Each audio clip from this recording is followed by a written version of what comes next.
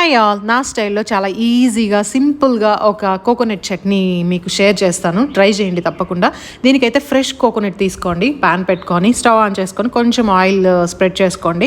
Oil heat అయిన తర్వాత ఒక పచ్చిమిర్చి యాడ్ చేస్తాను. మీ స్పైసెస్ తగినట్లు, అంటే మీకు కారం ఎక్కువ తినాలనిపిస్తే ఇంకొంచెం ఎక్కువ యాడ్ చేసుకోండి.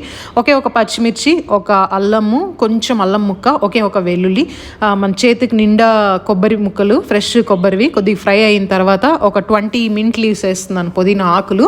అవి దగ్గర పడేంత వరకు ఫ్రై చేసుకోండి, సిమ్లో పెట్టుకొని ఫ్రై చేసుకొని చల్లారిన తర్వాత మిక్సీ జార్లోకి షిఫ్ట్ చేసేసుకోండి. చల్లారిన తర్వాత మాత్రమే ఎప్పుడు కానీ ఫ్రై చేసుకున్నటివి మిక్సీ పట్టించుకోవాలి.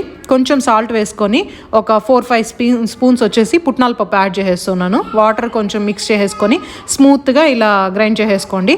తర్వాత పోపు పెట్టుకోవాలి. అలానే కూడా తినేసేయచ్చు, బాగుంటుంది. పోపు పెట్టుకుంటే కొంచెం ఫ్లేవర్ ఎక్కువగా ఉంటుంది అనమాట. హోటల్లో అయితే అలాగనే కూడా ఇచ్చేస్తూ ఉంటారు చాలా హోటల్స్లో.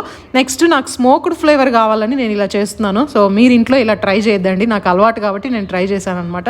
సో ఇలా స్మోక్డ్ ఫ్లేవర్ది ఆ చట్నీ మిక్స్లో వేస్తే చాలా టేస్ట్ ఉంటుంది. సో అలవాటు లేని వాళ్ళు ట్రై చేయొద్దండి, నార్మల్గా పోపు వేసుకొని ఒకసారి ట్రై చేయండి.